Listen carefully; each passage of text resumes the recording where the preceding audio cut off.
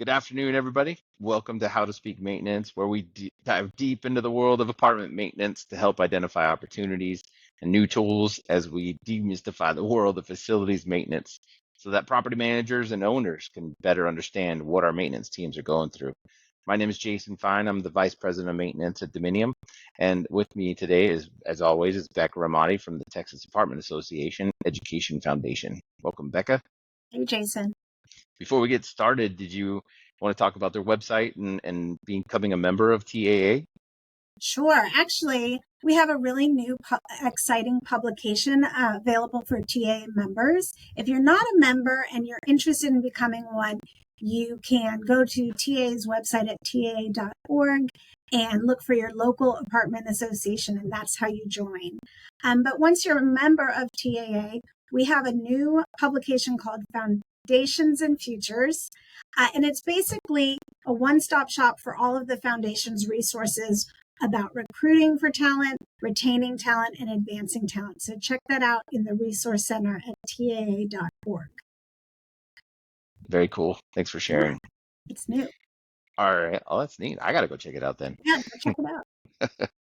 Our special guest today is Mark Cukro, who is the president of Plus One and an amazing advocate and podcaster for maintenance forums all over the internet. So welcome, Mark. Thank you. I'm glad to be here, and I appreciate you having me on here for the second or third time. So glad to be here. Yeah, no, you and I've been in a lot of podcasts together and maintenance groups, and so I appreciate you taking the time to come talk with us.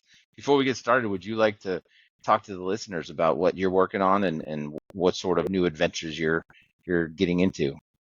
So my latest adventure was going on vacation and actually relaxing, and it was wonderful. And so for the past, I think it's about 6 months now, I've been doing a study. We started a national survey with Swift Bunny, which is an amazing team, and they're really great at research. And we put together a list of questions, and they're specifically, and the thing that's different about this study is it's specifically for maintenance technicians and people in the field, and all the data comes directly from them anonymously. And then you can have the full database, which we have over 1,000. It's 1,036 as of yesterday, participants. In addition, we have 25 companies. So companies can compare themselves to the collective data and internally. And I have to tell you, the feedback we're getting is insightful. And it's, to my knowledge, the largest study, the first of its kind ever, specifically for maintenance, from maintenance. So now we'll close the study soon. We'll have to figure out what messages and changes the teams on site can make that are meaningful and measurable, especially for the managers and the people that manage the portfolios and the owners. And that's really what it's about, is how do we get people in the field to have a better, more meaningful, purposeful experience while helping people make their businesses more successful.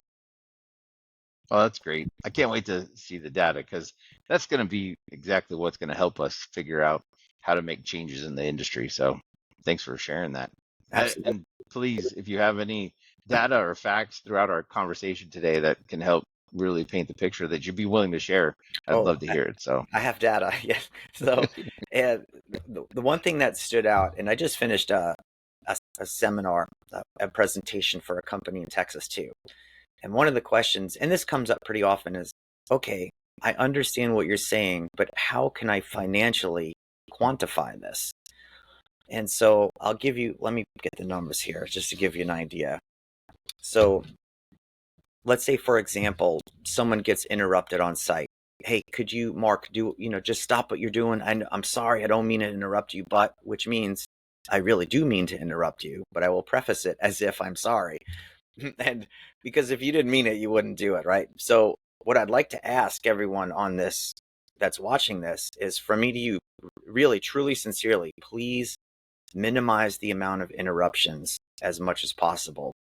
So if you interrupt someone on a task, hey, could you stop what you're doing? Come to the office, get a service request, or just come talk to me for a minute, go to the office and get what you need, clean up where you are, put all that away, and you'll get the new supplies that you need. The average interruption is about 23 minutes. Now, this is from a studied Fast Company. In my own personal internal information that I've acquired for over 20 years and compiled, it takes about 40 minutes. By the time you clean up, go down the stairs, get in the golf cart of your truck, go to the office, go to the shop, put everything away, get what you need, and back and forth. So let's just say somebody gets paid $20 an hour and you interrupt them for, just 23 minutes once a day. Well, times 250 days a year, and the average American works 262. So we're being conservative with numbers. So 33 cents a minute times 23 minutes times 250 days is $1,879 per interruption if you only do it once a day. And that's an unproductive payroll. That's not even considering the snowball effect that it has. So if it's 300 times a day, which is more like what technicians in our industry work with on-call and extra late hours, it's $2,277 per technician for only interrupting them once a day. Now, if I take a look at the study that we have, and these are the preliminary results, and they might change slightly, but I don't think there's not enough incoming data to change it drastically. The average interruptions for technicians per day from the technicians, 56% of technicians in the field say they get interrupted 1 to 5 times per day. So if you interrupt them once a day at $2,277, multiply that by 5. The amount of unproductive payroll is remarkable. And then what happens is you increase overtime, which is at time and a half. And then you slow down the ability to get results done and complete work orders. So it seems like such an innocent thing, like I just want to make the customer happy. But if we keep redirecting our resources, we just keep multiplying with a compounding effect how much it costs us to run our service departments and increases how much does not get completed. So that's something to start with right away. And frustration, right, Mark? Like how frustrating it is to continue to be interrupted and not be able to complete the task that you were originally intending to do. And so that's going to affect retention and then having to recruit someone new for that position. Well, the number one reason people leave is the way they're treated, the environment. And what I hear very often is, I didn't know it was that big of a deal. I didn't mean to. I was trying to make the customer happy. But imagine if you're in the office and you're a manager or you're leasing and you're on the phone and someone keeps walking up to you saying, excuse me, excuse me, excuse me. You're in the flow state. You're trying to concentrate. You're in the zone. You're trying not to make any mistakes, avoid the liabilities that could take place with a bad phone call or an improper phrase, because you were interrupted and distracted. Well, if you're working on an electrical system, on a circuit breaker, or on a pool, on an HVAC unit, on a roof, between the bushes, next to a disconnect, and your phone is just blowing up. You're on a ladder and it just won't stop. It's frustrating. And I try to make these comparisons to really just help people understand. And a response I actually heard from someone as well, you volunteered to be in this business. Yes, I did, but I did not volunteer to withstand you, right? And the way that you think everyone should be treated. And so I know that we all volunteer for our jobs, but I can tell you, if you make simple changes that are meaningful to the people in the field, they'll probably become your best fan and advocate, stick up for you behind closed doors more than ever. They'll go out of their way for you. They'll go out of their way for customers. And the customers don't see stress being multiplied every day. They see results being multiplied every day. Well, if I'm a community manager listening to us talk about this, I know that some might say, well, that's how it is. A resident comes in, it's an emergency, and we need to do it, or it's a delivery of parts, and that's where I think the office team could help, right? I mean, could they not take the time and go open the shop door, and be able to take that paint order in? That's also an opportunity for the manager or the leasing team to get out in the field and be able to see, is my property look good, and does the tour route look presentable, right? Yeah, I think so. Here's a leadership test I like to give people. When people tell you that they're a great leader, they're usually not. If they tell you that there's this type of personality, they're usually not. But if someone tells me to lead by example, I just hand them a broom. Within 5 seconds, I'll know whether they think they're above work or not. They don't even need to speak. And so in the field, we're not above work. I guarantee if you if they had the skill set and the ability, a technician would pick up the phone and lease apartments. They'd have no problem with it whatsoever. But some people have issues with picking up a piece of trash. It's not my job. And that goes on both sides of the team. But in the office, if you could look at it this way, you're the control room for the craft, the vessel, the ship, if you will. And do you want to go through wavy seas and just say that's how it is? Or do you want to say, I think we could avoid this storm? I may have to make a few extra adjustments and do something that's not really in my job description, but I know the team will be grateful for it. And whenever people say it's not my job, I think it's really a redirection, and it's condescending, and it comes off as disrespectful. And now you could say that the person is sensitive, maybe, but I think there's just common human courtesies that we should be giving each other whenever we get a chance. And I think that is that could use some improvement in the workforce today, because most people don't leave because of too many work orders. They leave the way that you treat them and the resources that you give them when things are tough. Very few people leave when things are wonderful. It's when it's tough and then you don't handle it correctly, people leave. Right. When you deprioritize a maintenance team's schedule for the day and what they're trying to accomplish, how do you think it impacts, or what have you seen how do you see it impacting the maintenance team meeting their own metrics, like their turn times and the amount of time it takes to complete service requests? Yeah, I think most technicians don't even know how their success is measured individually and collectively. And so if you do have a supervisor that's on top of it, and they say to their team, here's our metrics. We need to get all of these work orders done. Our turn times need to be within this range, right? So first and foremost, operating in crisis mode should not be SOP. So let's just say that should be a rare occurrence, not a daily occurrence. So when you prioritize things, if you could look at it this way, there's an order of application. So I like to ask this question, and you tell me if it's true or false watching this. When you build a building, is it fair to say that you should put the electrical in, the plumbing in, and the insulation in before the sheetrock goes up? Yeah. And the answer is yes. You don't paint the sheetrock before you install it. So when you prioritize your day with service requests, you have in order of application the quick 2-minute bucket. This goes to you. Now we have the technical in-depth HVAC calls that could go wrong and turn into long-term repairs. Those go to the most skilled people. So if something goes wrong, we have time for the supplier and the distributor to get us what we need. And if it takes the next day, we can stage the work area and have all of the supplies waiting in buckets and boxes ready to go and sorted. When you interrupt that process, you are completely taking the entire wall apart and everything out and wondering why it can't be put back together like it was in the first attempt.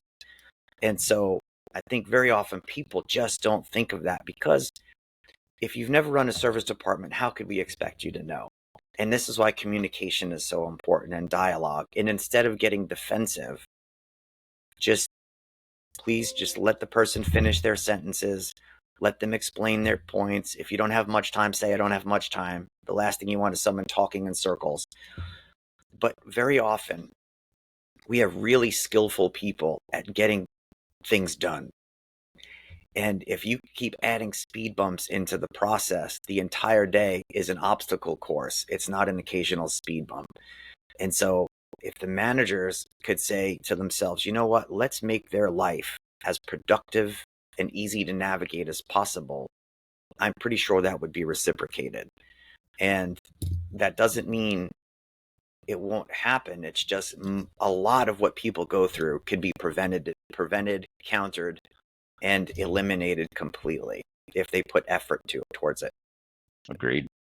I think it's important for teams to sit down and identify what is an emergency. What are the boundaries, right, for what we will call a maintenance team for and what we're not going to call them for? What are you seeing teams do to try to help identify those boundaries? So the first thing, if you want to quantify things, let's start from the business perspective. Mm-hmm. Do you want to pay a lot of extra time in payroll and on-call, or would you like to keep it at a reasonable level?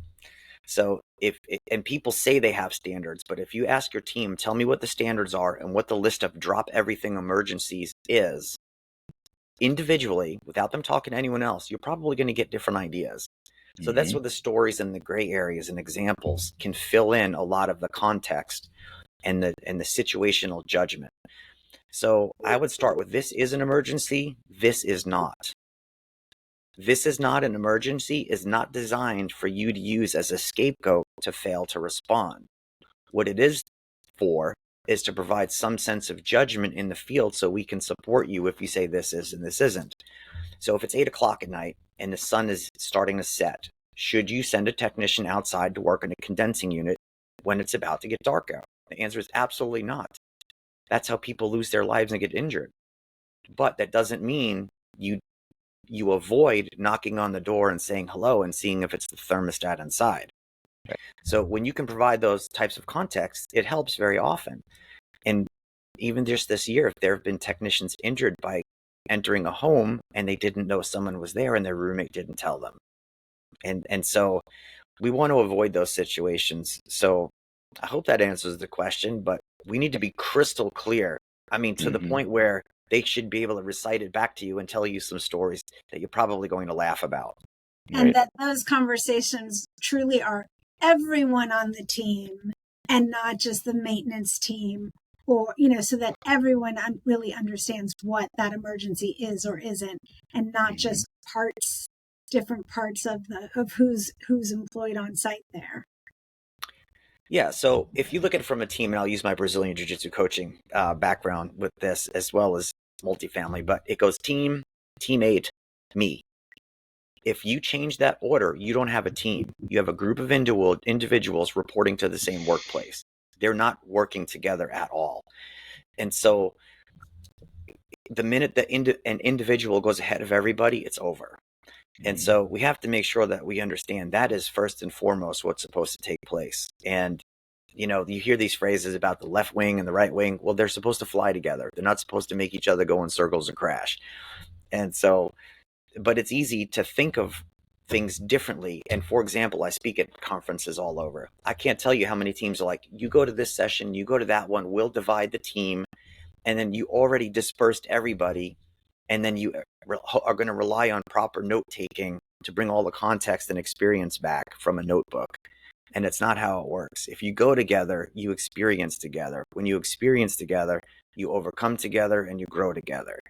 And if you're not growing together, you're growing apart. And you either do things that help you grow together or you do things that help you grow apart. And while that's so simple, that's in any relationship. It doesn't matter whether it's work or any other business. But if we really value people and say the connection to human beings is as important as we claim, it needs to be displayed through evidence of behavior, not claims on verbiage. That's good.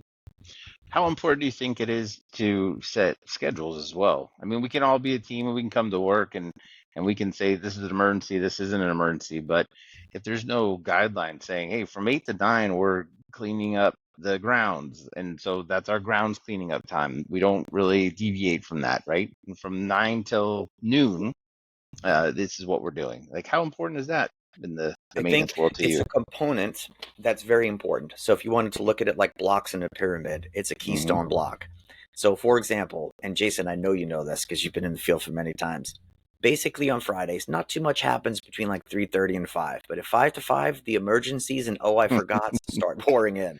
Friday, 5 o'clock. Yep. It's just, so we can, here's the thing, you can't overlook human tendencies, right? And human tendencies tend to be, before the weekend, I forgot, I didn't mean it, I'm sorry. And they are genuinely. But while you're waiting for that to come in, because you know what's happening, why not have all hands on deck? No work's getting done for 60 minutes. Clean up the shop. You are not leaving this responsibility. This shop will be cleaned, organized, spit shined and polished, whatever your phrase is, but it will be surgically clean. And then when the emergency comes in, go take care of that. We can go home faster. And so I think it's very important to block out areas of time that if it's not fire, flood, blood, or mud, or an actual life crisis, nothing's interrupting it. That used to be my mantra when I was a maintenance supervisor: the fire, flood, blood, or loss of power. And then slowly it started to kind of grow. I think regional managers or vice presidents might add, well, in a non-working toilet in a one bathroom apartment, right? And it started to kind of build, and so you got to get back to the key features of, look, it's fire, flood, blood, or loss of power. and that's what we're going to focus on. So Yeah, and that's part of your culture. So it's part of the culture. And if you look at yeah. the companies, it doesn't matter what it is. Pick it, Chick-fil-A, Starbucks, Publix, Wegmans, pick the business. If they're amazing in their marketplace, they know exactly what they do, and they know exactly what they don't do. And they will tell you, we don't do this. This is not us. This is what we do. This is our identity. This is our experience. You want coffee, you're in the right place. You want a chicken sandwich, we'll track your vehicle so you get a hot bag of food, but what we won't do is make you pasta. It's not in our plan. It's not our model. So I think companies would benefit from understanding what they can truly deliver to an exceptional level and where they would be mediocre at best and what needs to fall off the list. Definitely. What do you think about the way we communicate with our maintenance teams? Sometimes I'm on sites and I'm walking properties, and they might text them, or they email them, or they call them. I mean, do you think there's anything behind that as well? And we should pick one consistent way of communication between the office and maintenance? Well, in a perfect world, it would be great to have one mode of communication, but we have multiple generations, multiple preferences. We have multi-channel marketing. We have to have multi-channel communication. So there's a few things with phones. If you give people phones, they have to use them. If you require them to use phones and you don't give them a phone, you really can't say much. So, that's like saying, I know it's your car, but I need you to go haul something. So most people entering the workforce prefer very direct, short, bullet pointed text messages. I think Gen Z and Gen X really kind of have that affinity for get to the point, stop with all the talk, and it depends. You can probably talk to generational experts on styles of communication and preference, but we have to understand how the team communicates most effectively, but also we have to cultivate new habits. So part of being an effective manager, an effective supervisor or leader, if you will, is to be coachable enough to change your behavior. You can't just tell everyone they have to meet your way and just expect your way to be the way, because that's where you're comfortable, right? And one of the hallmark indicators of effective leadership is you'll change your behavior when needed, or a habit or a routine, and you're glad to do so. And it's not easy. So it's nice to have those things if we can, but I feel like people are over apped in the field.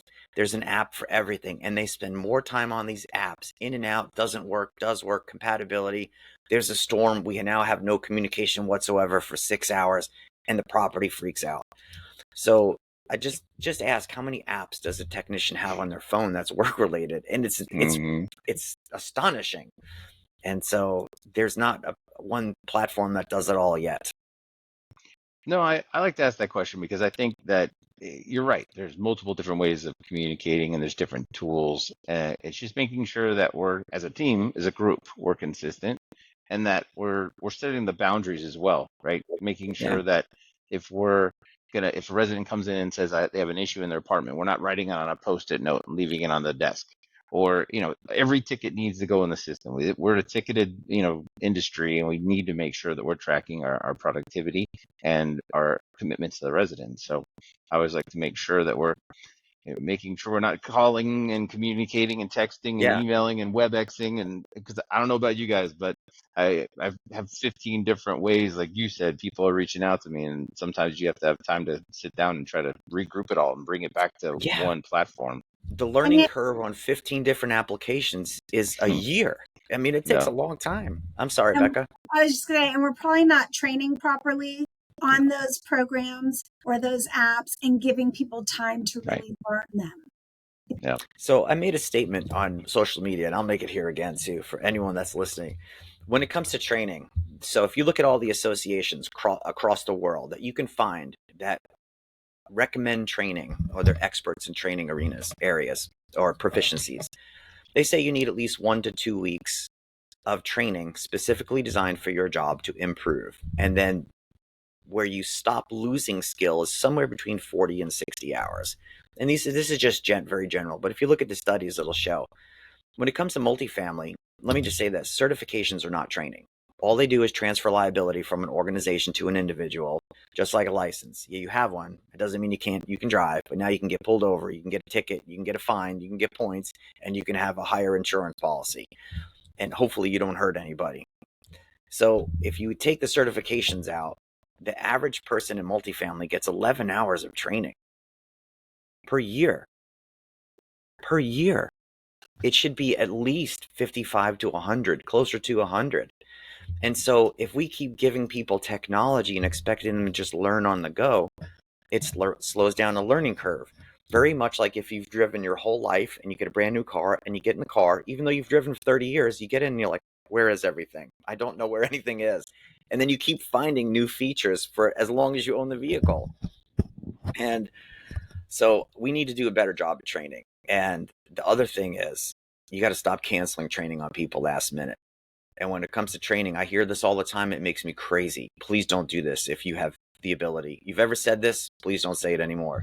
You better go to training or else. You need to pass or else. You need to pass or your pay. Oh, before you go, you better pass or else. I was just joking. Good luck. That is not a way to motivate people. They're absolutely, I can't think of a worse thing to say to someone than something similar to that before they train. So I know I went off down a rabbit hole on that one, but here's the deal. People that train win. People that don't train don't. People that find excuses like we need you, I can't do without you, they don't win nearly as much as people that figure it out and let people get training. And not all training has to be in a classroom. It could be on the job. It could be sitting down at lunch. It could be in a classroom. It could be a presentation. Not all training needs to be hands-on, because if you don't explain the why of everything, then the hands-on part doesn't make as much sense. You're just duplicating an activity. Yeah, I agree with that.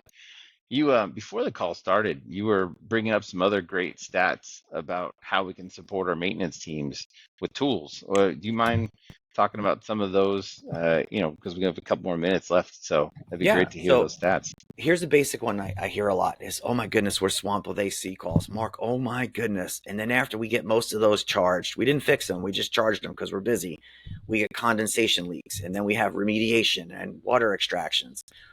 So I'm going to ask you this question, and this is as direct as I could be and polite because it comes from the heart and I want you to do well. If you have 4 technicians, how many sets of AC gauges do you have? The answer should be 4.